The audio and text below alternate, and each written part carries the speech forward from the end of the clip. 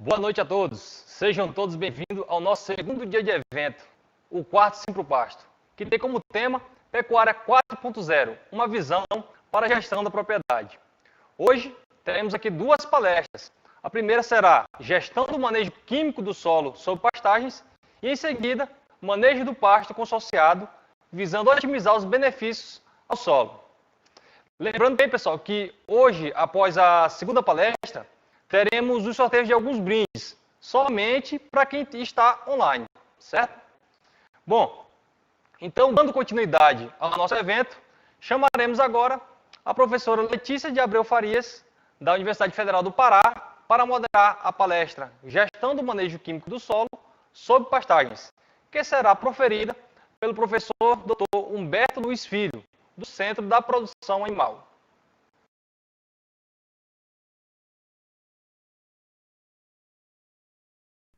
Desde já, parabenizo a professora Rosane e sua equipe pelo evento, né, principalmente nos dias de hoje, então é tão difícil fazer um evento.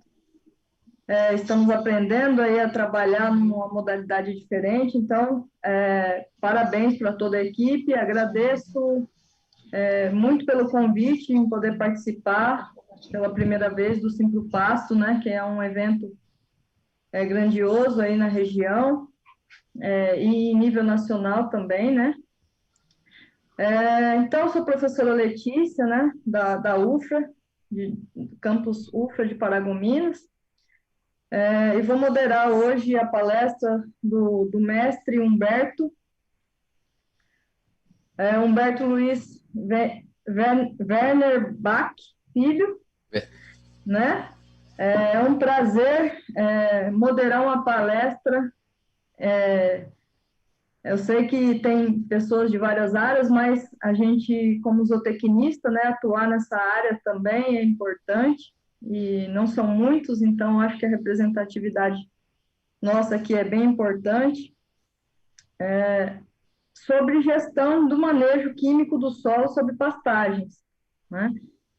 Doutor Humberto, o mestre Humberto, é graduado em zootecnia e mestre pela Universidade Federal de Viçosa em produção animal, especialista em produção de ruminantes pela Exalc, foi supervisor de pesquisa da fertilizante de Zeringer, na área de adubação e manejo de pastagem, tem uma longa caminhada aí na área, no campo, né, em trabalhos de campo, com estratégias de uso de fertilizantes em pastagens, e atualmente é sócio-diretor da CEPA no Espírito Santo, né, Centro de Produção Animal, com atividades de consultoria técnica.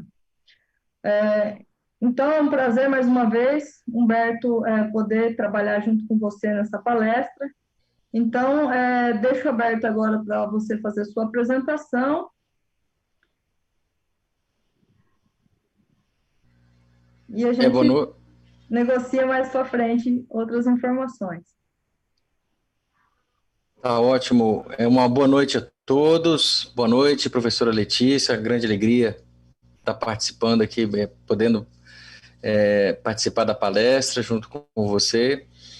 Agradecer à professora Rosane e, em nome dela, parabenizar toda a equipe, né, da realização desse evento. Estava olhando aqui nos anais quantos professores, quantos alunos envolvidos, né? Eu acho que isso é muito bom, o envolvimento, né, o engajamento com as coisas, suplanta, né, transpassa só o aspecto acadêmico, de notas, do próprio conhecimento em si, esse envolvimento, esse engajamento, essas atividades, vamos chamar assim, extracurriculares, elas engrandecem muito a formação do profissional, né?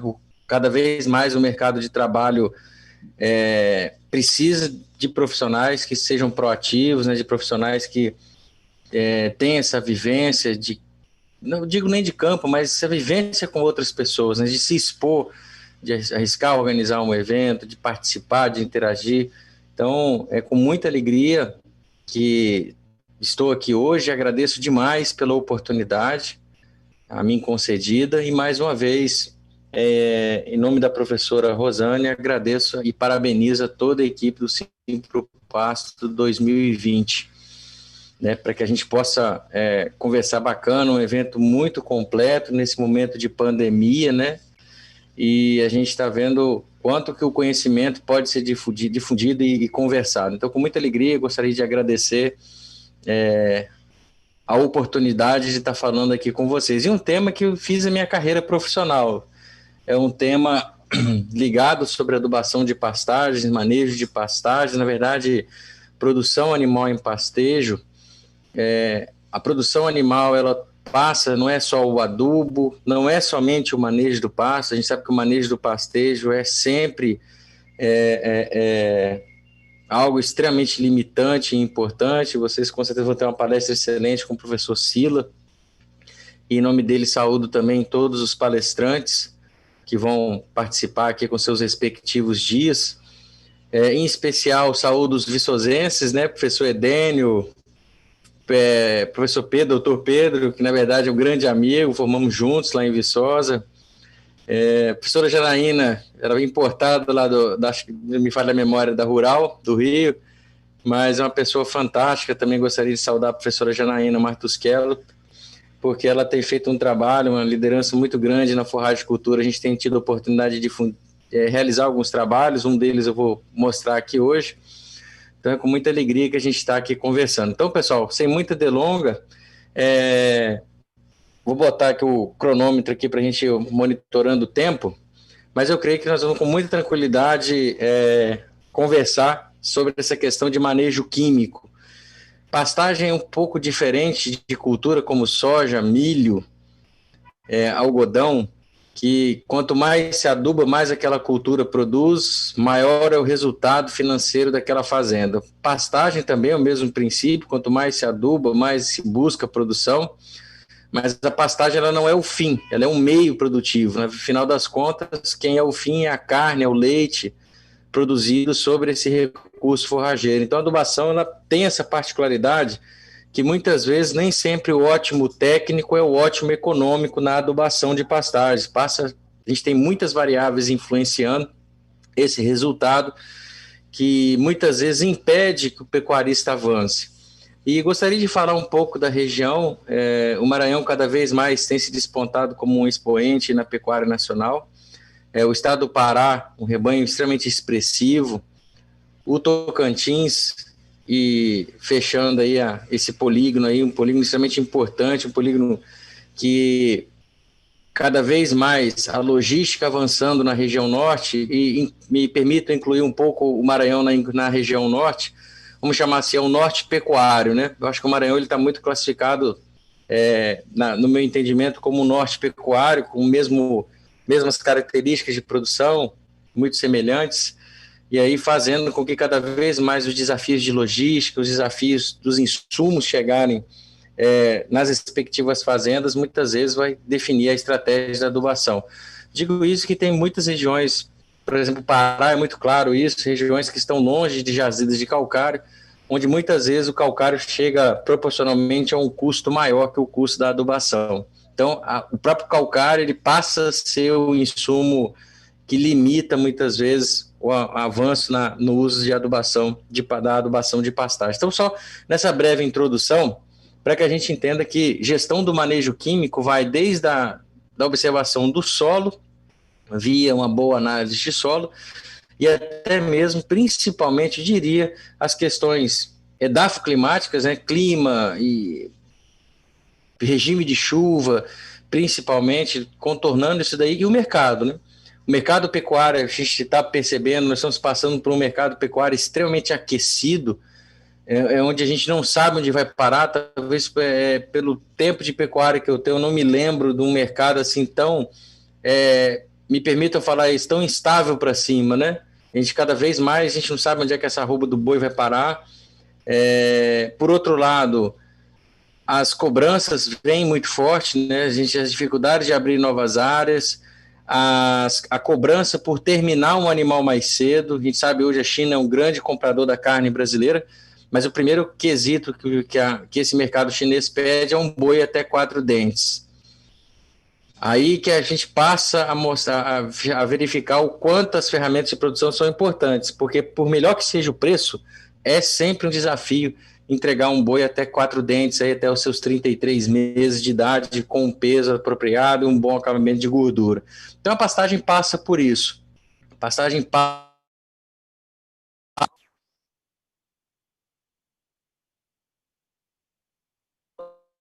e também de desempenho animal. Bom, pessoal, aqui está vou botar o cursor para ficar vermelhinho aqui. Aqui tá os nossos contatos, né? Tá o telefone, tá o e-mail. Então, quem quiser depois entrar em contato com a gente, eu vou ficar muito feliz aí de poder receber uma ligação, um e-mail de vocês. Mas com certeza, para os rapazes de plantão aqui hoje, bom seria se fosse o telefone dela. Ia ser algo bem mais interessante. Mas nós temos um universo feminino muito marcante e presente, poderia ser o telefone dele. Também é algo para as moças, claro, apesar que alguns rapazes também gostam, é bem interessante. Mas o que sobrou para vocês é isso. Infelizmente, é isso que tem para hoje. É isso que a gente tem que ficar falando e para capturar a atenção de vocês. Pessoal, é muito bacana mexer com fertilizante. Fertilizante, ele acompanha o homem desde que o homem passou a cultivar o solo. Imagina aquele período neolítico que o homem deixa de ser nômade, passa a cultivar as áreas, passa a explorar aquela área comum, né, sem aquela migração rotineira, e muitas vezes ele percebe que aquele solo vai exaurindo a sua fertilidade, aquela condição de produção ela vai diminuindo, fazendo com que muitas vezes algum tipo de reposição de nutrientes fosse necessário. Imagina um homem nos seus primórdios de agricultura e hoje uma agricultura extremamente moderna, pujante, eficiente. Toda essa história, ela passa através do uso apropriado de fertilizantes e corretivos na produção de alimentos, né? Só um adendo, a gente observar a curva de produção de grãos, né, área plantada e consumo de fertilizantes, as colunas verdes, é a produção, né? O Brasil transpassando já as 240 milhões de toneladas de grãos aí de alimentos. A gente percebe aqui na curva vermelha a evolução do consumo de fertilizantes. Então, a curva do consumo de fertilizantes, ela acompanha a produção de alimentos. E aí a gente percebe que, assim, acho que todo profissional da ciência animal, da ciência agrária, deveria ter na ponta da língua. Eu sempre brinco com os meus alunos o seguinte: o leigo, ele pode ter qualquer opinião sobre agronegócio, como ele pode ter liberdade para ter qualquer opinião sobre tudo, mas nós, da ciência animal e das ciências agrárias, nós temos a obrigação de ter a informação correta. Então, com todos esses monte de informações que a gente é bombardeado hoje, falar que a agricultura ela é uma degradadora ambiental, isso é uma grande inverdade, porque a gente percebe claramente como a tecnologia é uma aliada da preservação. Um grande aumento na produção de alimentos e um aumento muito pouco expressivo na área plantada, que é a coluna azul. Ou seja, a gente mais do que duplicou, isso nós estamos falando, se eu for olhar a década de 70, a gente precisava de pelo menos 3 a 4 vezes mais áreas se fosse produzir a mesma produtividade da década de 70. Então nós estamos falando em meados do final dos anos de 1990 até final da segunda década de 2000, dos anos 2000, a gente percebe um grande incremento na produtividade. Isso graças ao uso de tecnologia, parte genética, próprio uso racional de defensivos, mas, de fato, o uso de fertilizantes ele é algo extremamente favorável e benéfico na produção. E só para a gente ter uma noção, pessoal, esse aqui é o mercado de consumo de fertilizantes para pastagem no Brasil. Então a gente percebe que cada bolinha dessa aqui foi comercializada, dados da Fertilizante Seringe, gentilmente cedidos. Cada pontinho desse foi comercializado algum tipo de fertilizante para pastagem. Então a gente percebe que fertilizante para pasto é consumido praticamente no Brasil todo. E interessante dizer, pessoal, que algumas observações, né? Se a gente observar e analisar a realidade de cada sistema, a gente percebe uma grande concentração de consumo na região centro-sul, obviamente as terras de valores mais altos, terras já usadas há bastante tempo, a gente percebe pontos livres, principalmente na região do semiárido, ou seja, onde não chove, a gente tem um pouco de dificuldade de trabalhar principalmente fertilizantes em sequeiro. A Amazônia, de maneira geral, pouco consumo, isso é esperado, isso mostra como a parte ambiental é aliada à parte da produção, e o próprio Pantanal, né? O próprio Pantanal também tem essa característica. Então, é muito interessante essa análise, pessoal, que mostra que hoje isso é uma realidade. Só que muitas vezes, pessoal, essa realidade ela não é feita da forma correta.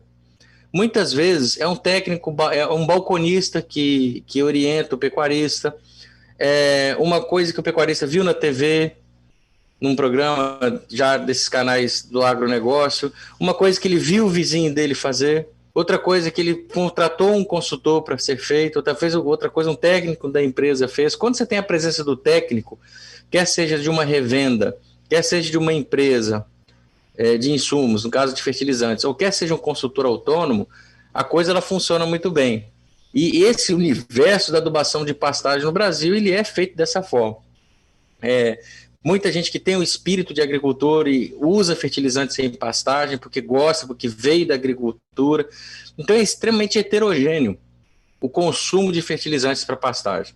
Então o que eu entendo, que eu gostaria de passar essa primeira mensagem na gestão do manejo químico, pessoal, é que muitas vezes a gente analisa a adubação de pastagens somente, por exemplo, na ótica, vou fazer uma intensificação, eu tenho que ter aquele rigor no manejo do pastejo, ele é importante, mas muitas vezes você tem áreas irrigadas e adubadas de alta lotação, que tem um rigor, um aporte de insumos alto, outras vezes você tem áreas que só precisam de um fertilizante para dar um suspiro, para dar um refresco no pasto.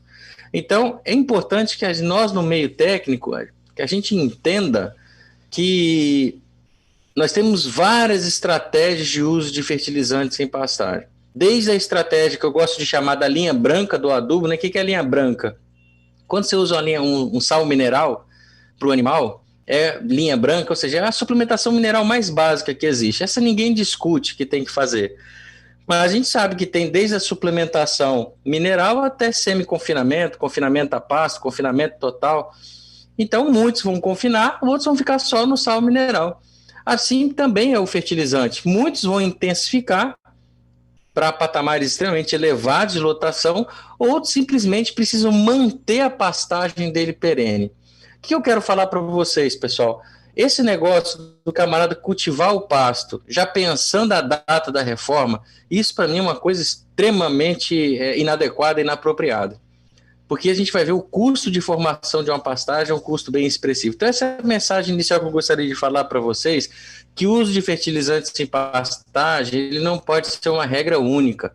É extremamente heterogêneo o perfil de quem usa, como usa, com a região que ele está inserida, etc. E infelizmente, pessoal, o Brasil, o Brasil ele é o quarto maior consumidor mundial de fertilizantes, aqui está em nutrientes, né? São a China capitaneando em quase 50 milhões de toneladas em nutrientes, isso dá mais de 100 milhões de toneladas de fertilizantes, a Índia e Estados Unidos disputando o segundo lugar ali, e o Brasil como o quarto maior consumidor mundial. A gente percebe que o Brasil ainda tem muito a crescer, ainda tem muita área para ser trabalhada, mas quando a gente olha, que é o nosso foco, consumo de fertilizantes para pastagem, que é a figura B, a gente percebe que nós estamos bem aquém comparado aos outros países com expressão pecuária, ou seja, consumo de fertilizantes para pastagem. Existem algumas estatísticas falando que o Brasil consome 8%, 9%, grande assim, nessa ordem de consumo de fertilizantes para pastagem. Digo para vocês que existem estados, por exemplo, o Mato Grosso do Sul consome em torno de 10% do seu consumo de fertilizantes. O Pará, possivelmente, eu não tenho estatística atualizada, mas ele tem um percentual expressivo também de consumo. Mas, de maneira geral, o Brasil consome muito pouco fertilizante. E quando a gente compara com os Estados Unidos, que tem uma pecuária grande, um país grande como o nosso, aí você fala, mas os Estados Unidos é diferente, sim. Mas se a gente fosse analisar entre Estados Unidos e Brasil, perguntar a você qual é o passo, qual é o Brasil, qual é o país que é o país da pastagem, ninguém tem dúvida em responder que é o Brasil. Mas se o Brasil é o país da pastagem, por que ele é o que menos utiliza fertilizantes nas suas áreas pastoris? São dados da IFA, né, International Fertilizer Association. Por mais que eles possam estar errados, vamos supor que seja o dobro, 1,5%, seja 3%, que eu acredito que esse seja o número mais adequado, ainda é muito baixo. O que mostra para a gente, pessoal? Mostra que a gente ainda cultiva solo em pastagem, ou seja, ara, gradeio, passa uma grade aradora, cultiva, planta uma pastagem, sem cuidar da fertilidade de solo. Possivelmente, países como os Estados Unidos, a partir do momento que você cultiva aquela área, você corrige. Então, você tem pastagens nativas, que não tem nada, e a partir do momento que o indivíduo decide corrigir e cultivar aquela área com alguma espécie forrageira, ele passa a tratar desse material de forma apropriada. Então, por isso que eu afirmo para vocês que nós temos muito a evoluir em termos de consumo de fertilizantes para pastagem, porque se nós somos um país do pasto, nós estamos bem devagar nesse cuidado com a nossa pastagem. Por exemplo, a Nova Zelândia, muita gente, a gente acompanha como é eficiente o sistema pastoril, 90% do consumo de fertilizantes da Nova Zelândia é destinado à pastagem. Então, eles cuidam, tem uma condição edafoclimática bem diferente da nossa, muito mais semelhante à Argentina, mas mostra que realmente a gente tem muito a caminhar. Se nós acreditamos que o Brasil é o país do pasto, nós estamos muito devagar. Essa aqui é a mensagem que eu gostaria de passar para vocês. E aí, pessoal, quando a gente olha dentro da fazenda, quais são as variáveis de impacto que interferem no resultado financeiro da propriedade? A Integra Consultoria do zootecnista Antônio Schacker, uma pessoa que eu acompanho, faço alguns cursos lá da sua empresa, muito interessante o raciocínio, que ele traz de uma forma muito prática a avaliação financeira de uma fazenda. Ele resumiu em 4 variáveis de impacto que interferem a rentabilidade da propriedade. A primeira é o desembolso. Quanto que o cara gasta por cabeça mês? O jeito tem que ser pão duro, tem que ser seguro, porque senão a gente tem problema no resultado. Ou seja, quanto menor o custo, principalmente o custo fixo, melhor o resultado. Se eu mexo com pecuária de corte, independente se é cria, recria ou engorda, tem que ganhar peso. O ganho médio diário, o ganho médio global, ou seja, quanto que você tinha de estoque no início da safra e quanto você tem de estoque no final, e o que você produziu nesse intermédio tem que ser crescente. Então, ganho de peso, o animal ganhar peso é uma variável de impacto muito forte. Valor de venda, nós estamos vivendo um momento muito especial, não sei até quando que vai ser isso daí, acho que ninguém sabe, mas o momento é muito interessante. Só que por melhor que nós estejamos vivendo esse momento aqui do valor do produto, a gente sabe que isso a gente tem um poder muito baixo no valor da arroba. Então, não é uma variável que o pecuarista vai interferir. Mas uma variável que eu gostaria de chamar a atenção para vocês, por último, é essa daqui, a lotação. Unidades animais por hectare, ou cabeça, ou ocupação em cabeças por hectare. Essa variável, pessoal, é muito dependente da condição da pastagem. Pastagens fracas, possivelmente nós vamos ter uma lotação que impacta o resultado da propriedade muito ruim. Então, nesse quesito, investir na pastagem, obviamente, dentro de um planejamento, dentro de uma análise bem organizada, é peça fundamental para que a gente impacte fortemente o resultado. A lotação aliada ao ganho diário são variáveis muito fortes dentro do resultado da fazenda. Por isso que é tão importante. E aí, pessoal, a gente ainda está um pouco patinando em termos de operação em cima das nossas pastagens. O Rally da Pecuária, que é uma expedição que muitos já ouviram falar, porque ele roda bem aí a região norte, principalmente o Maranhão e o Pará, traz uma informação para a gente muito interessante. Ele aplica um questionário nas visitas e nos eventos. Normalmente vão pessoas que tenham um objetivo melhor de investimento, etc. e tal, na fazenda. Aí ele afirma para nós o seguinte, que os pecuaristas respondem que reformam de 11% a 15% da propriedade ao ano. E responde assim, são pecuaristas que estão no evento, e não refletem a realidade da pecuária como um todo, mas são pessoas com nível cultural maior, porque já vista vão participar das reuniões, etc. Então, 11% a 15% da propriedade ao ano. Quer dizer que pasto dura 6 anos em média na fazenda. 6 a 10 anos. O que está falando isso aqui para nós, pessoal? ele reforma falando que, olha, eu gosto de reformar 10% da fazenda ao ano, ou seja, o pasto dessa fazenda desse camarada só dura 10 anos.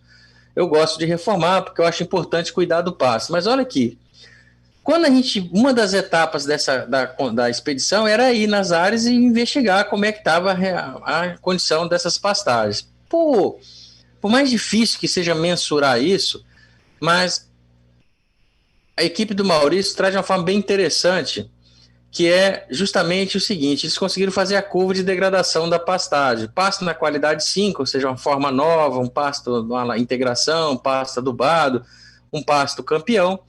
Um pasto na qualidade 4, muito bom, só que começando a perder em produtividade um pouquinho. Um pasto bem formado, mas já com a presença de invasoras já marcantes, né, na qualidade 3. Na qualidade 2, aquele famoso pasto raspadinho, com bastante invasora, mas esse pasto está formado. E o pasto na qualidade 1, que eles chamam de pasto degradado, que realmente não tem outra opção que não seja uma reforma. Quando você tira esse passo de 20%, nós vamos perceber que a gente vai ter aí um universo de 50% a 80% do pasto em degradação, não pasto degradado.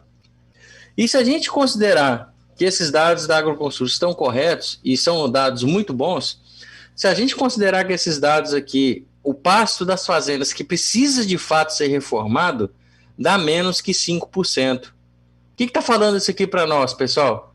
Pecuarista reforma de 11 a 15, mas de fato precisaria reformar abaixo de 5%. Mas isso é bom reformar? Será que é bom mesmo? Professor, você é contra a reforma de pastagem? De forma alguma. Só que eu acho que a gente tem que ir no pasto e perguntar para ele o que a gente tem que fazer. Por quê? Como é que são feitas as reformas? O sujeito prepara o solo, vai lá e planta. Usa praticamente o preparo de solo e semente. Muitas vezes bota um calcário. Então, vamos considerar que ele vai botar um calcário.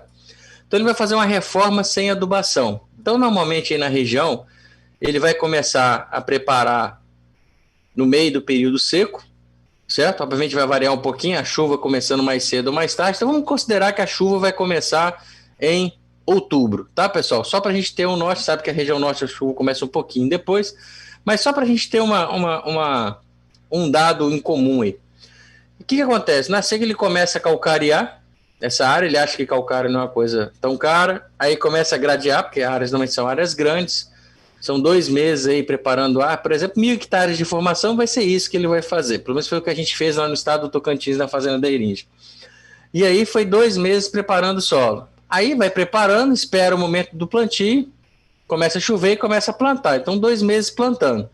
Esse intervalo entre julho a novembro, obviamente, eu não gostaria que vocês tivessem, somente pegassem um mês. Eu coloquei um mês que a gente precisa contar. Mas imagina aqui o início das águas, aqui o final, o terço final da seca. Só para a gente botar um número nisso aí. Até esse plantio, não vai mudar muito se eu faço com ou sem adubação. Mas aí, quando eu olho o crescimento, em média, o pecuarista leva 5 meses para fazer o primeiro pastejo. Se ele termina de plantar em novembro, vai crescer dezembro até abril. Vai fazer o primeiro pastejo dele em maio. O pasto já está todo sementeado, possivelmente vai estar extremamente alto, vai tombar muito material. Vai fazer um pastejo de má qualidade. Vamos considerar o ano agrícola de julho de um ano a junho do outro. O que ele está falando para nós? Eu fiquei 10 meses com a minha área parada em processo de formação. Essa que é a mensagem, pessoal. Quando eu faço uma reforma de baixa qualidade, o tempo, desde quando eu começo a operar a área até a entrada do animal, isso sem considerar se esse primeiro pastejo é um pastejo de qualidade ou não, a minha área fica quase 1 ano da minha fazenda parado. Se eu reformo 10% da minha fazenda, 10% da minha fazenda fica parado por ano. Quando eu reformo com adubação, vocês percebam que o preparo, ao momento do preparo, calcário, calagem, preparo do solo, adubação e plantio, adubação indo junto com o plantio aqui, a gente percebe que não muda muito. É isso mesmo. O tempo de uma e outra é diferente. Só que, quando a gente cultiva, faz um bom trabalho dentro de técnicas agronômicas apropriadas, principalmente adubação fosfatada, aliada a uma boa calagem, desde que seja necessária, eu entrego um pasto com 60 dias de formado. Ou seja, dos meus 12 meses do ano, eu praticamente só parei a minha fazenda 6 meses para preparar o meu terreno. Eu ainda tenho um período de chuva, eu tenho condição de usar essa área ainda dentro do ano agrícola com uma forma bem expressiva, ou seja, investir na pastagem, na boa reforma, pessoal, não é só questão da planta durar mais tempo, é questão que é mais barata, é mais econômico, porque eu uso mais área, eu fico com a área menos tempo parada.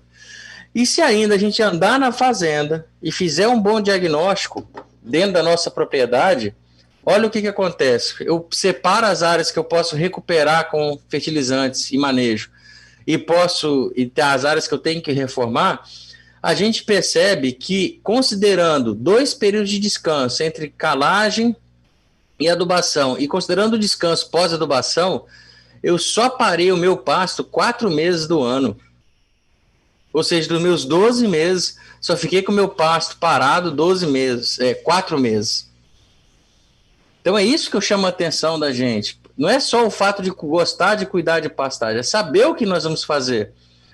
Porque são estratégias de adubação que interferem o caixa da fazenda, só que eu não posso também me dar o luxo de fazer aquela máxima, né? Se eu tenho recurso para fazer 5, eu não vou fazer 10, faço 5 bem feito. Mas a primeira grande sacada é perguntar para a fazenda. E aí, pessoal, se a gente pega uma formação, uma adubação de plantio a R$350 quilo por hectare, jogando em torno de 100 pontos de fósforo, a R$1.450 tonelada, eu vou investir R$507 por hectare com fertilizante na formação. Se eu fosse perguntar para vocês se essa pastagem está formada, essa aqui é uma pastagem de Piatã, com 60 dias de formação, sem adubação. Se eu fosse perguntar para vocês se esse pasto está formado ou não, todos vão falar categoricamente, sim, esse pasto está formado. E de fato, adubo não forma pasto. Quem forma pasto é capricho no plantio e semente boa. Simples assim. Adubo faz isso aqui, ó. Quando você pega uma área aqui de Marandu, uma área, voltando um pouquinho, uma área com 60 dias de formação, e entrando com a adubação de 150 kg de P2O5, com uma adubação bem razoável, a gente percebe que essas duas áreas têm um comportamento bem diferente. Aí a pergunta, posso botar o gado nessa área aqui, para fazer o primeiro pastejo, com 60 dias de formado? Vocês vão me responder, professor, passou do ponto já. E aqui, posso colocar? Não. Eu tenho altura de planta, mas não tenho stand padronizado. Esse que é o problema. Quando as pastagens são formadas de uma forma inadequada, o que acontece? Eu formo o pasto, só que ele forma de forma muito heterogênea. Tenho planta grande que tem que esperar a planta pequena chegar junto, senão arranca demais. E aí vira uma bola de neve. E só o fato, pessoal, de eu adiantar o uso da área, simplesmente se eu adiantar 3 meses o uso da área, quando eu usei a adubação de plantio, comparado à área sem adubo, se eu botar 2 cabeças por hectare, com a lotação muito tranquila nessas áreas novas, ganhando meio quilo por dia, acho que nesse passo aqui ganha meio quilo por dia, vocês vão concordar comigo, em 90 dias, eu tirei 3 arrobas por hectare. Arroba no preço de R$200, que está um preço já defasado, eu tirei R$600 por hectare. Quanto é que foi a adubação de plantio? R$500. Nos primeiros 3 meses eu já paguei minha adubação de formação, então não leva 10 anos para se pagar. Então, obviamente, é fácil fazer isso? Não. É um planejamento, é rigor, um bom monitoramento, mas também não é tão difícil igual a gente acha. A gente bota tanta variável, tanta dificuldade, que muitas vezes o pecuarista deixa de fazer uma boa reforma de pastagem, faz de qualquer jeito e está lá fazendo aquele processo. Um outro passo é a própria recuperação. Uma pastagem boa, que eu diria que é uma qualidade 3, caminhando para uma qualidade 2, mas com bom stand, 21 dias depois de uma adubação de cobertura. São 21 dias. Então, pessoal, a recuperação bem feita e a reforma bem feita são processos importantes para que a gente cuide bem nessa gestão química da nossa pastagem. E por que eu tenho que fazer esse diagnóstico? Porque uma boa reforma ela vai custar de R$1.200 a R$1.500 por hectare. Não custa, perdão, ela vale. Valer é diferente de custar. Ela vale R$1.200 a R$1.500 o hectare. Depende da operação, da limpeza, etc. Se for área de abertura, vai custar um pouco mais. Mas uma reforma uma recuperação na mesma condição, vai reduzir o custo em quase R$ 500. Tem casos que é metade do custo uma recuperação comparado a uma reforma. Professor, você é contra a reforma de pastagem? Não, queridos. Eu sou contra a gente não perguntar para o pasto o que precisa fazer. Aí sempre a adubação vai ser um negócio caro de ser feito, sempre vai ser difícil, não dá para fazer, porque a gente não pergunta para a pastagem o que precisa. E aí, se existir algum caminho no uso de fertilizantes sem pastagem, o que eu vejo? Primeira coisa é saber em que região que a gente está. Durante o tempo que eu trabalhei na Heringia, a minha área de atuação era o norte e nordeste do país e o sudeste. O sudeste era Minas Gerais para cima. Então, eu trabalhei no norte de Minas, oeste da Bahia, região semiárida, sério, um monte de região, que não chove. Aí, sabe que cobrança de chefe é o seguinte, você tem que vender, você tem que fazer o trabalho.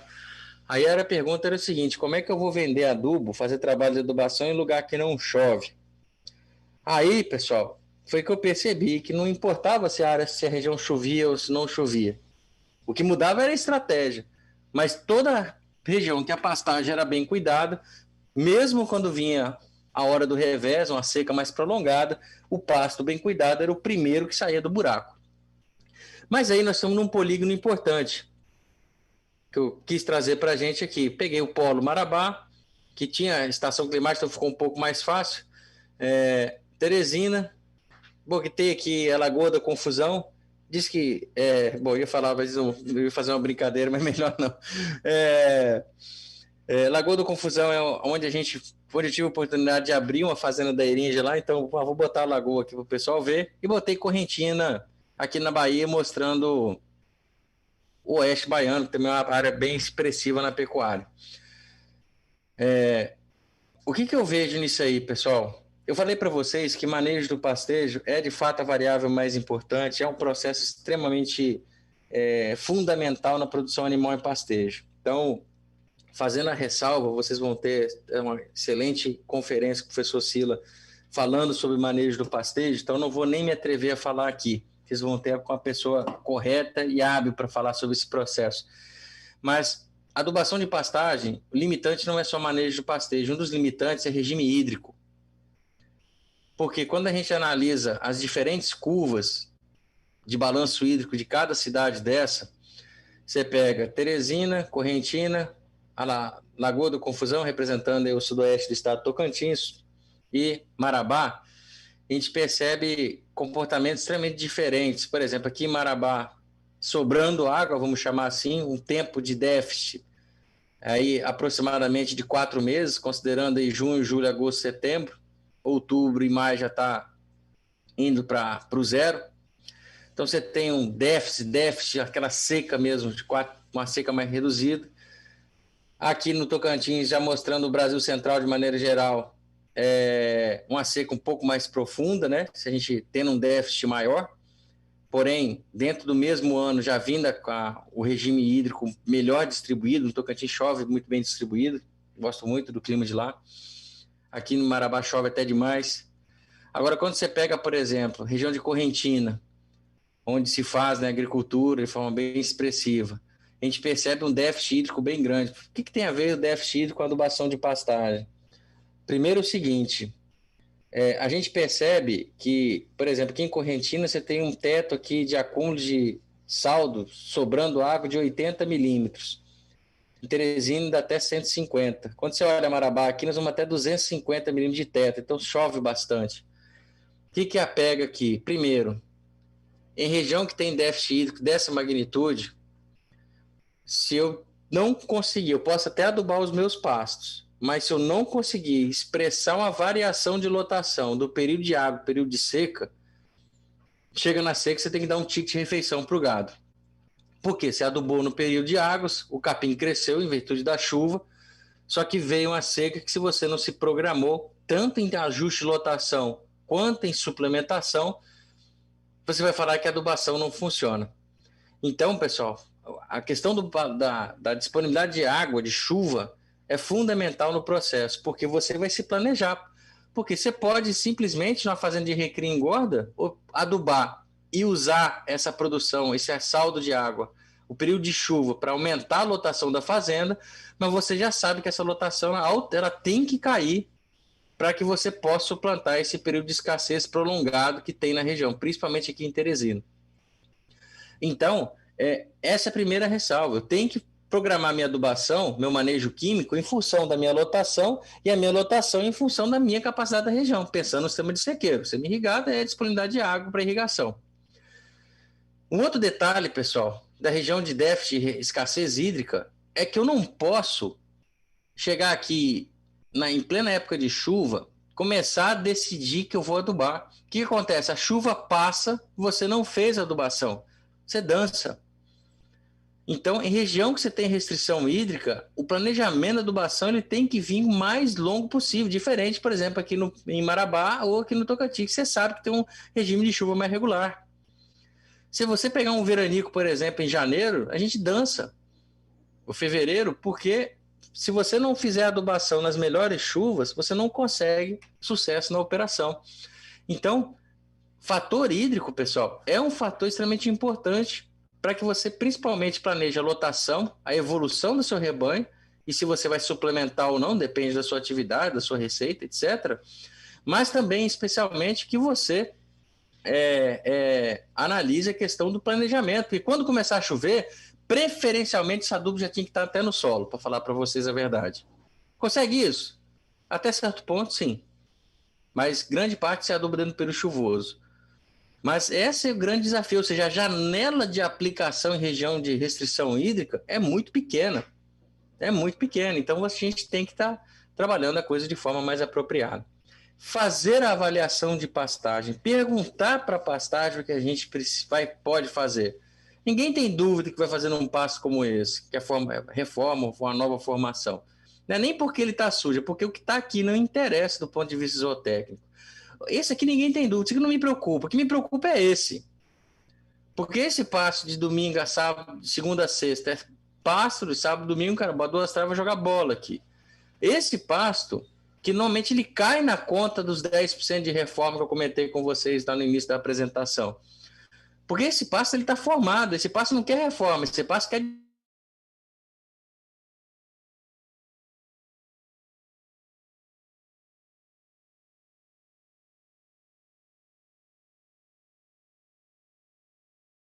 Certo?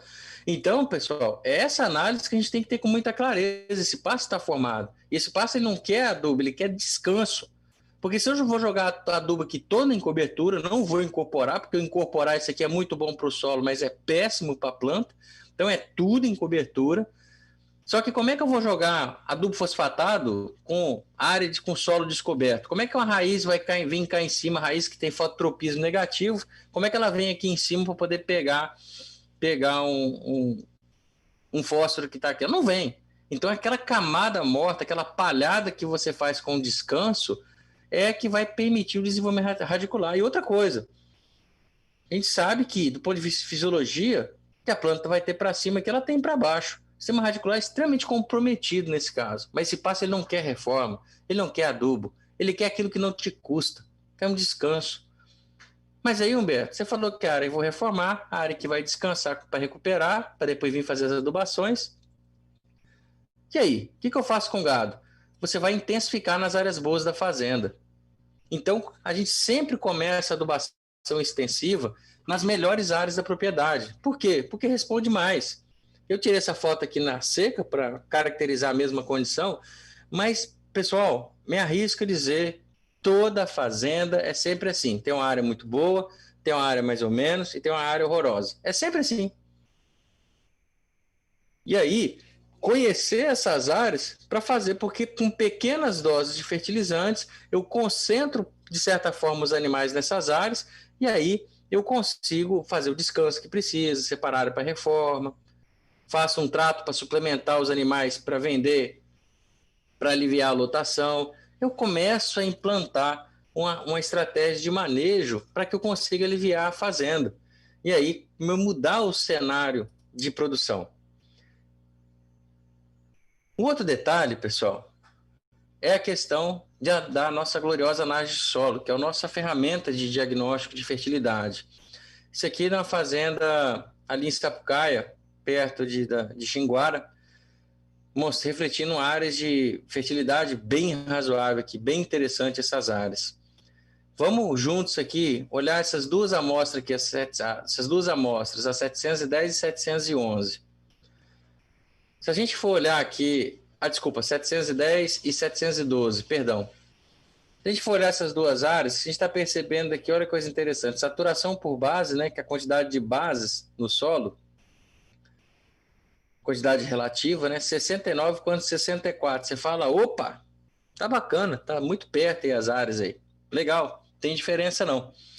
Aí você olha para o pH, você fala, opa, bom demais, ó, pH em cloreto de cálcio, 5.2, 5.1, em água, você aumenta aqui 0,6 unidades, daria o pH em água, seria 5.8, 5.7.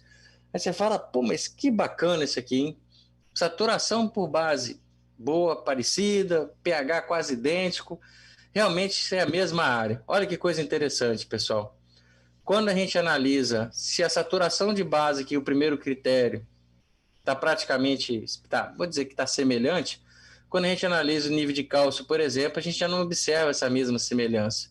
Aqui a gente tem quase o dobro de cálcio nesse solo comparado ao solo do 712. O que isso implica?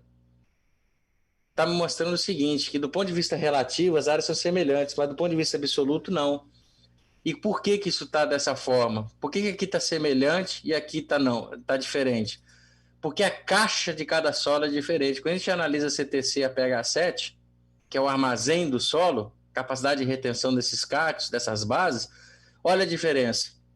67 milimol de carga, o solo 710 contra 35 e 712. O que está me falando? A caixa do 710 é grande, a caixa do 712 é pequena, então qualquer coisa que você bota numa caixa pequena enche. Por isso que a saturação por base está dando números semelhantes, mas é um solo mais fraco. É um solo ruim, do ponto de vista de acidez? Não. Tanto é que se a gente analisar o alumínio, todos eles estão abaixo de 1, não é problema. Mas se a minha demanda fosse cálcio, nesse solo 710 eu não botaria, no solo 712 possivelmente precisaria. Então, pessoal, essa interpretação da análise, a gente olha, sempre pode olhar do ponto de vista relativo, né, que são os percentuais das coisas, as relações, né, por exemplo, percentual de potássio, cálcio, magnésio na CTC. Potássio aqui, olha que bacana. Potássio 710, 4,2 milimol, 712, 0,9. Mas ele está falando que a saturação por base é semelhante. Saturação por base, o que é? Cálcio mais magnésio mais potássio, soma isso tudo, divide pela CTC. Então, pessoal, a interpretação dos resultados, a gente pode relativizar, mas é importante olhar teores absolutos para que possa determinar. E qual a quantidade de fertilizante? Em cima da análise que você tem, você vai determinar em função do seu objetivo em termos de lotação. E aí, para a gente finalizar, pessoal, talvez eu passe um pouquinho dos 10 minutos, eu não sei quanto tempo eu tenho, estou monitorando aqui, nós estamos com 19h49 agora. Mas a gente já está concluindo todo esse cenário. Vamos falar um pouco de fonte de fertilizante, começar pelo nosso bendito fósforo. Por que é o bendito fósforo? Porque o solo brasileiro é muito pobre. Só voltando aqui a essas áreas, pessoal, aqui no fósforo, na resina, e isso é uma fazenda de uma boa fertilidade, são áreas bem interessantes aqui. Mas por melhor que eu tenha base, por melhor que eu tenha cálcio, por melhor que eu tenha potássio, esses níveis de fósforo da 710 de 6 e 712 de 3 é baixo, na resina é baixo. Então o fósforo ele é sempre limitante nas nossas áreas, em especial de pastagem. E aí são as fontes que a gente tem para trabalhar. Superfosfato simples, superfosfato triplo, fosfato monoamônico, que é o MAP, termofosfato e fosfato natural reativo. Quando a gente analisa, está aqui as concentrações de P2O5 de cada formulação, a solubilidade em água, fala, nossa, é isso aqui que é o bom. A solubilidade em água que é o negócio.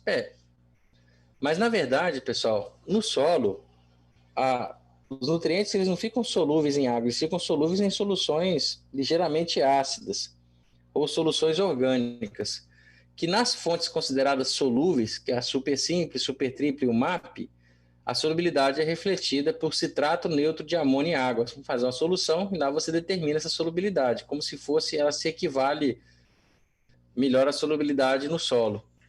Quando você analisa termofosfato e fosfato reativo, a solubilidade é em ácido cítrico, porque é um outro tipo de fertilizante. Por exemplo, na Europa, a solubilidade dessas duas fontes aqui é feita em ácido fórmico. Então, muita gente já, quantos por cento é solúvel em água? Por exemplo, termofosfato é zero solúvel em água, é extremamente eficiente. Então, solubilidade em água, queridos, para mim, não, olha, eu vou falar muito franco para você, não significa muita coisa, não. Porque a solubilidade das soluções que é o interessante. Aí, quando a gente analisa, por que eu tenho que estudar fonte de fósforo? Porque você tem fonte de fósforo até R$6 o quilo de perosose, se você for jogar 100 pontos de fósforo, você vai gastar 670 aqui. E tem fonte como fosfato reativo extremamente em conta. Se você for jogar os mesmos 100 pontos de fósforo, você vai gastar 330. Ah, então vou jogar o 330. Por quê, queridos? Você reflete diretamente no custo da adubação. E aí, falar de fosfato reativo, pessoal, para eu que sou um mero mortal, é sempre um desafio, porque se a gente olhar a quinta aproximação do Estado de Minas Gerais, tem 2 capítulos escritos por essas duas feras, o professor Novaes, que foi meu professor lá em Viçosa, e o professor Alfredão, falecido, que Deus o tenha, faleceu acho que ano passado, com a grande perca aí para perda da fertilidade de solo. O conheci enquanto trabalhava, pessoa que tinha uma cabeça, todos dois aqui, né? Professor Novaes, professor Alfredo, são 2 expoentes da adubação fosfatada. E o Cerrado, a agricultura brasileira deve muito a esses 2, em especial também o professor Alfredo, pelo seu trabalho no Cerrado. Mas, para a gente ter noção do tamanho da importância desse tema, do uso de fosfatos naturais, tem 2 capítulos com 2 opiniões, de certa forma, divergentes na quinta aproximação, que estão corretas. Todas as 2 opiniões estão muito corretas. Então, é sempre um desafio grande da gente estudar essas fontes, porque 2 grandes expoentes da fertilidade têm opiniões distintas e que são certas. Todos 2 têm a mesma razão. Então é importante a gente entender esse comportamento. O que é fosfato natural reativo, pessoal? Isso aqui é uma mina de extração de fosfato. Então você vê que é um material extremamente grosseiro, é minério mesmo, né? Isso aqui lá no Marrocos, certo?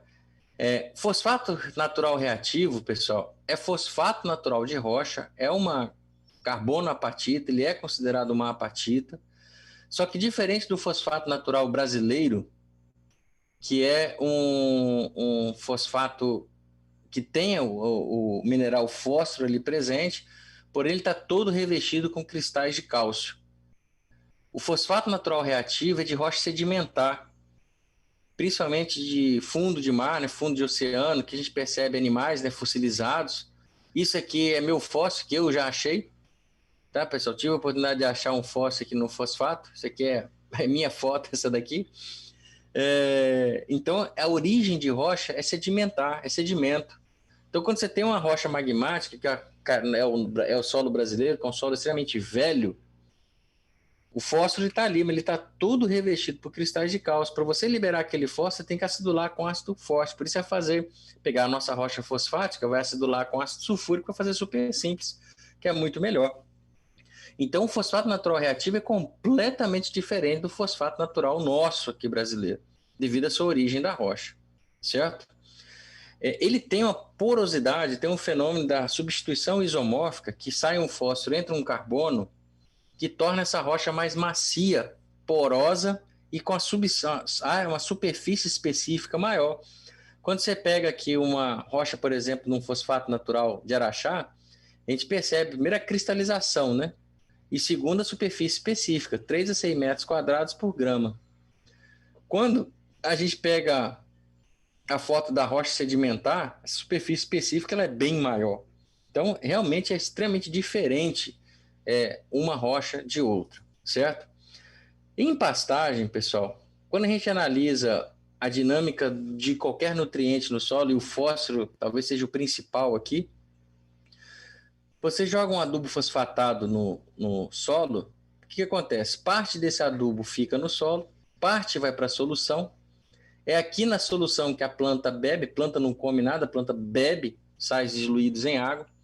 O que a planta não consegue absorver, que vai para a raiz, consegue absorver, isso vai para a argila do solo, certo? Começa o fenômeno de adsorção, que é um fenômeno reversível, e dependendo da carga desse solo, do tipo de argila, esse fenômeno você pode vir e, a partir da adsorção, que segura aquele fósforo na argila do solo, ele também pode ser fixado. Aí fixou, perdeu. A lixiviação em fósforo é muito baixa, não é o principal meio de perda. Só que o principal meio de perda de fósforo é via adsorção e fixação nas argilas. Então, o que acontece? Quando eu coloco uma fonte como super simples, MAP, super triplo, aplico isso no solo, eu saturo a solução desse solo com fósforo. Fósforo é imóvel, a planta tem que ir lá emitir uma raiz e capturar aquilo ali. A planta tem uma capacidade de absorção. O que a planta não absorve é adsorvido. Por isso que o professor Novaes sempre fala, fósforo sempre na linha de plantio. Porque a perda é muito grande nos solos tropicais, mesmo corrigidos. Se você aplicar fósforo no solo sem correção, aí a perda é extraordinária. Aí que perde muito. Então, o que é o nosso princípio quando a gente mistura fontes de fósforo? É o tentar controlar, a gente não controla nada, mas na verdade, entre aspas, seria um controle da disponibilidade desse fósforo na solução, ou seja, segurar parte desse fósforo no adubo, para que essas relações de absorção e solução possam ser mais equilibradas.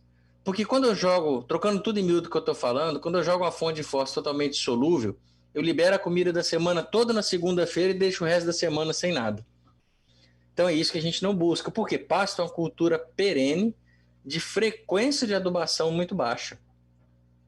Então explorar efeito residual em pastagem, pessoal, na teoria é muito importante. E na prática é também? Esse dado aqui do professor Novaes, na apresentação que ele fez, muito interessante. Fez uma adubação em vasos, 150 miligramas por decímetro cúbico de fósforo, equivalente a 3,5 toneladas de super simples. Misturou o adubo na terra no mesmo dia e plantou. Misturou o adubo na terra, deixou passar 15 dias e plantou. Misturou o adubo na terra, passou um mês e plantou. E assim foi. Até misturar o adubo na terra, deixou passar quase um ano e fez o plantio. Obviamente plantou todas as plantas, incubou em tempos diferentes e plantou todo mundo na mesma data. O que aconteceu aqui, pessoal? Super simples, libera tudo de imediato. No curto prazo, show de bola. Mas no longo prazo, quase não tinha mais fósforo disponível naquela área. E como é que a gente aduba pastagem? Aduba na formação e muitas vezes leva 10 anos, 5 anos para receber uma adubação novamente. Então, desconsiderar que existe perda de fósforo na argila do solo, por mais que a pessoa não acredite que fosfato reativo seja algo interessante, isso tem o direito e com certeza ela vai ter argumento para proteger esse dado, mas também, quando a gente só considera que a fonte solúvel é eficiente, a gente está desconsiderando o efeito de adsorção do solo, que é muito grande. Então, também não é adequado. Se a fonte reativa ela não é adequada, também a fonte 100% solúvel para pastagem no longo prazo, ou no médio prazo, eu diria, também não é. Então, eu preciso equilibrar essas fontes. Por isso que as misturas são muito importantes, nós vamos falar rapidamente para frente. Para que a gente não tenha dúvida, pessoal, isso aqui é dado de Rajan e colaboradores, trabalho bem clássico. Isso aqui é um dado disponibilizado pelo professor Norman Shen, que é um grande químico de solo lá dos Estados Unidos, falando o seguinte: quanto precisaria ter de fosfato reativo para dar a mesma produção de super simples? Ou seja, se a linha está abaixo dessa linha pontilhada, eu preciso de menos fosfato reativo para atingir a mesma produção do super simples. A partir do momento que essa linha azul cruza a linha pontilhada e passa a ficar acima, está falando que eu preciso de mais fosfato reativo para atingir a mesma produção do super simples. Em função de quê? Em função do pH do solo. Principalmente se pegar em cloreto de cálcio. Falando para nós o seguinte, que existe a disponibilidade, a eficiência do fosfato reativo, ela é pH dependente, certo? Só que qual é o pH que eu busco no meu solo para pastagem? Se eu estou trabalhando em sistema irrigado, esse pH vai navegar, sistema intensivo, esse pH vai navegar aqui acima de 6, 6,5, quase 7. Realmente é mais complicado. Se eu trabalho num ambiente sem calagem, ninguém é doido de fazer isso, porque as cargas positivas do solo são muito grandes. Então eu corrijo o meu solo, normalmente os pHs ideais da própria análise que a gente viu anteriormente, a gente viu um pH extremamente equilibrado, em torno de 5 a 5,5. Então, se o meu pasto está nessa faixa de pH, tranquilamente o meu fosfato reativo vai ter um resultado bom sendo da área. Então, eu não posso... fosfato reativo não funciona em pH alto. Então, beleza, qual que é o pH do seu solo? 5,5. Campeão, se desculpe, esse não é alto, não. Você pode tocar a vida tranquilo que vai dar certo. Então, pessoal, é ter essa compreensão da coisa. E esse aqui é o trabalho que a gente fez com a professora Janaína, lá em São João, um trabalho muito legal, que a gente foi variando, né? Desde a ausência de fósforo na formação, 100% MAP e indo até 100% fosfato reativo, e variando as misturas, até metade, 50%. E o que é o diferencial desse trabalho, pessoal? Foram 3 anos de avaliação. Fósforo em pastagem precisa de... Então, você vê se efeito residual acontece, ele é importante. E olha que coisa aconteceu aqui, gente. Quando a gente analisa essas curvas, no primeiro, segundo e terceiro ano, estados estão indo para publicação agora, olha que coisa bacana. Sem fósforo, primeiro, segundo e terceiro. O que era ruim, continuou uma porcaria. Então, falta de fósforo, ao longo do ciclo de produção do pasto, não evoluiu nada. Você vê com o cúmulo de forragem, produção anual, quilo de matéria seca por hectare, em pastagem de marandu, quando você não bota fósforo, realmente não mudou nada. O que era ruim continua uma porcaria. Fosfato reativo, a linha azul. Vocês percebem que no primeiro ano, fosfato reativo não diferiu nem da testemunha. Você fala, Hilberto, fosfato reativo não funciona. Produziu a mesma coisa se você não tivesse adubado. Porém, quando você analisa o segundo ano, o fosfato reativo já produziu a mesma coisa que a fonte solúvel. E no terceiro ano ele despontou. Humberto, bacana isso. Mas no primeiro ano ele deixou a desejar. Você falou que o cara não pode ficar com o pasto parado, o camarada tem que botar o gado rápido no pasto. Funcionou só o reativo? Não, não ficou bom. E o MAP, 100% MAP, que é a fonte que o pessoal gosta de trabalhar. Primeiro ano, olha... Lá em cima, a curva laranja aqui, bombou. Tá vendo, Beto? Tem que usar fonte solúvel. Olha o segundo ano, pessoal. Isso sem adubação de cobertura no segundo ano, tá, pessoal? É natureza aqui mesmo, tá? Adubo na plantio que o pecuarista faz. Segundo ano, olha a fonte solúvel para onde ela veio. Cá embaixo. Botei a comida toda da semana na segunda-feira, amigos. Não deu certo. Aí adubei. Para o terceiro ano, nós adubamos com adubação de cobertura, para ver se tinha algum efeito residual. Deu uma subidinha. Agora, olha a mistura. Aqui foi mistura de 90% reativo e 10% MAP. A mistura já entregou o mesmo resultado da fonte solúvel no primeiro ano. No segundo ano, foi a melhor de todas. E na adubação de cobertura, eu tinha efeito residual e consegui explorar esse efeito residual sendo um dos melhores tratamentos. O que está me falando, pessoal? Não existe a melhor fonte de fósforo, existe o conjunto, o entendimento. A mistura, ela entregou uma produção extremamente eficaz com efeito residual para a cultura. Beto, esse é um trabalho só. Infelizmente é um trabalho porque isso dá trabalho. 3 anos de avaliação, o professor Janine sabe o que é isso aí, aluno medindo esse negócio. Então isso dá trabalho. Então nós vamos repetir isso em Capim-Mombaça, a ideia nossa é essa, esse ano, se Deus quiser, vai conseguir nessa pandemia aí. Mas mostrar, pessoal, esse trabalho, você tem trabalho na literatura medindo o reativo com a fonte solúvel, mas a mistura você não tem. E só com 2 anos de avaliação, ainda não deu certo. Com 2 anos, a gente ia falar, reativo, não funciona. No acumulado, 2 anos, não produziu bem. Mas na hora que a gente viaja 3 anos, que é o efeito residual das fontes, aí a gente percebe que a conversa é outra, pouca torce o rabo. Então, pessoal, nós temos que ter esse conhecimento. Tem que ter esse entendimento. Porque é caro adubar. O solo precisa. Pois não? Só chamando a atenção aí pelo tempo, tá? Sim, nós já estamos concluindo aqui já. Passou 5 minutos. Tá, já estamos concluindo. E nitrogênio, pessoal? mesmo princípio. Grande desafio é usar nitrogênio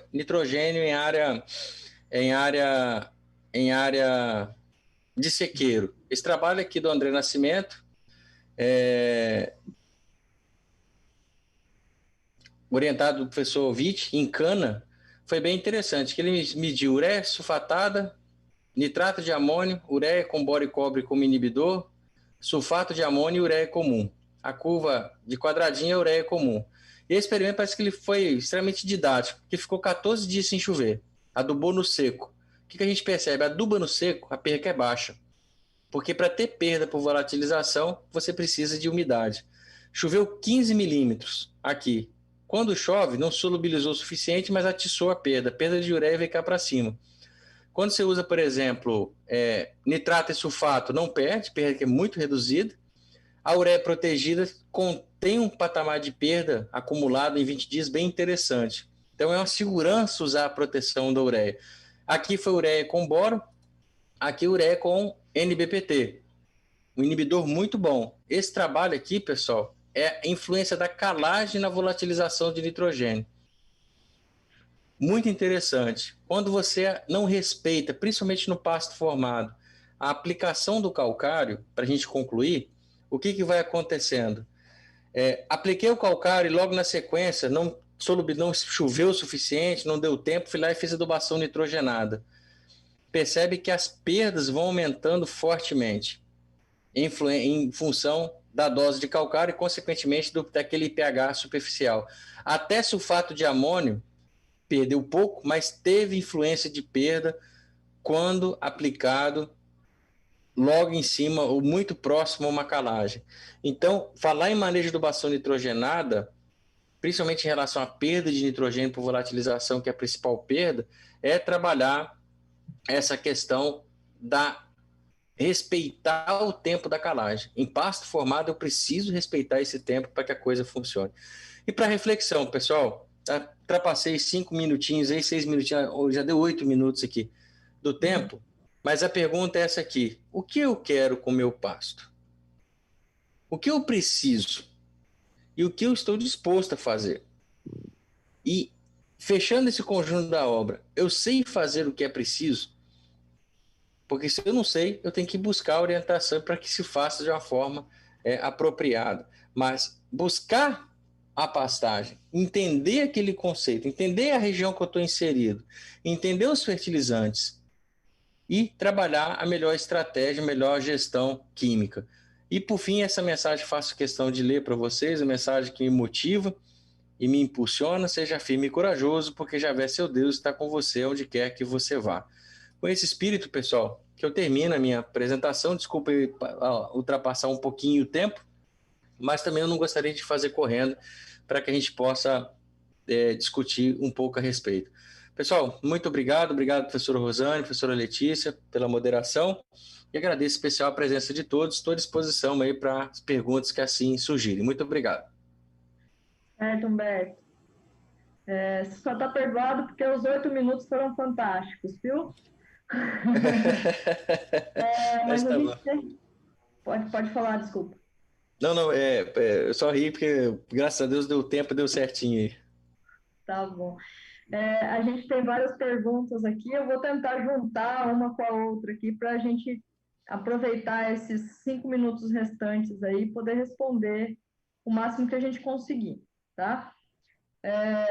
Eu juntei aqui a pergunta do Eliéder Prates Romazini e da Luiziane Souza, né? Diante das estratégias que você comentou, né, na palestra, principalmente com relação ao uso a importância da estratégia de adubação de pastagem, né, relacionada com as condições climáticas, não só de estado, né, mas principalmente de cidade, né, ou até de propriedade, né, quem sabe. A pergunta dos dois, a primeira do Eliéder, relaciona quando você tem um pasto em estágio de 2 a 3, naquela escala de degradação mostrada, qual seria a estratégia interessante relacionada à adubação ou né, suplementação, né? E complementando com a da Luiziane, que ela questiona o tempo de pasto, considerando aqui para o Pará, né, conhecendo o período seco, né, que é o período chamado inverno amazônico, né? Conhecendo esse período seco, qual seria o tempo de pasto? Então, eu juntei essas duas aí para você responder, para começar.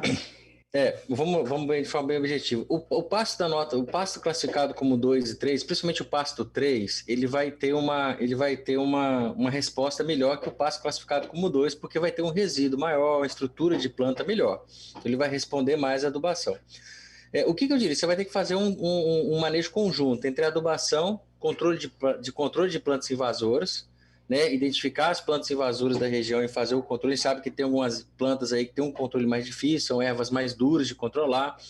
Então, esse entendimento da planta daninha, de fazer esse controle, ele passa a ser importante. Obviamente, você tem graus de infestação, né? Então, tem áreas mais infestadas são mais complexas, áreas menos infestadas, mas é importante dizer o seguinte, esse manejo de planta invasora, ele se torna mais eficaz quando você aduba as pastagens. Então, a adubação nesse quesito, desses passos 2 e 3, ela é considerada como uma adubação de recuperação, não uma adubação de intensificação. Ou seja, o adubo ele tem função de recuperar essa pastagem, não de intensificar, porque a intensificação não vai ser uma consequência depois que você ajustou o manejo, ajustou a carga, você vai intensificar, porque um grande desafio que a pessoa imagina o seguinte, eu adubei, eu já tenho que aumentar o gado. Não, você tem que controlar o rebanho naquela propriedade, depois você vai ajustar. Então a adubação ela tem uma primeira função de recuperar. Então essa é a primeira questão. A segunda questão primeiro, a gente programa as nossas adubações, no meu entendimento, sempre no período de águas. Obviamente, por exemplo, o professor Dilermano, o professor Manuel lá em Uberlândia, tem feito alguns trabalhos com diferimento em pastagem, adubação no final do ciclo. Legal isso aí, funciona muito bem. Só tem que tomar cuidado para que a adubação não seja muito no final do ciclo, o regime de chuva pegue, por exemplo, você pelo pé, né, pelo cotovelo, e de repente você não esperava, foi retardando a adubação e de repente a chuva não veio da forma adequada. Então eu só tenho um pouco de cuidado. O que eu gosto de fazer? Eu prefiro adubar no início do período chuvoso, usar a pastagem de forma adequada, manejar de uma forma mais leve. A gente tem no Pará o desafio do capim-mombaça, que por si só já é um desafio, tanto do ponto de vista de fertilidade quanto do ponto de vista de manejo, mas a gente fazendo um trabalho bom, manejando isso daí, e levando esse resíduo para que ele vá criando um bom resíduo para o período seco, eu acho que pode ser uma boa estratégia para ser trabalhado. Tudo depende da necessidade da fazenda. Por exemplo, a fazenda está com oportunidade. Eu gosto de dizer que a adubação não pode cair de paraquedas. Você tem que ter uma estratégia, porque você vai, em cima da estratégia, você vai ter as oportunidades. Vamos supor que lá para março, aí no Pará, o colega que perguntou, surge uma oportunidade de compra de animais num preço bom. Então ele pode usar a ferramenta da adubação para aumentar a lotação daquela área, comprar esses animais, suplementar, fazer um manejo integrado de adubação e suplementação, e aí ter o resultado. Então, quando você tem uma estratégia de adubação, manejo de adubação definida, fica fácil você tomar essas decisões. O ruim quando cai de paraquedas, isso que é o meu temor na adubação de pastagem, é justamente cair de paraquedas na tecnologia. Eu não estou ouvindo, Letícia. Você botou o microfone no mudo aí. Perdão, as crianças dos vizinhos estavam gritando. Certo, muito interessante as respostas. A gente só está com o tempo já limitado para as demais questões, então eu gostaria de finalizar, infelizmente, né? A gente não pode responder todas, mas eu acho que ao longo da palestra, muitas das questões que foram feitas acabaram sendo respondidas. Agradeço mais uma vez a sua palestra, né? Foi excelente. E mais uma vez o convite, né? Não só do palestrante, mas a mim como moderadora nesse evento do Simpropasto. Eu que agradeço mais uma vez, obrigado pela oportunidade. E o pessoal pode mandar as perguntas posteriormente, né? A gente vai ter o prazer de responder. No mais, um bom evento a todos. Cumprimentar o professor do B Júnior, que já está presente aí com a gente, né? Estou vendo aí uma boa noite, professor. Boa noite. Só agradecer a oportunidade e dizer que no famoso tamo junto, né? Estamos juntos aí. Muito obrigado, professora Letícia. Muito obrigado pela palestra, professor Humberto. E, pessoal, vocês que ainda não seguem a nossa página no Instagram, acessa lá, @Grupo Fopama e começa a seguir, que lá, por lá você fica por dentro de todas as nossas notícias aí sobre o evento.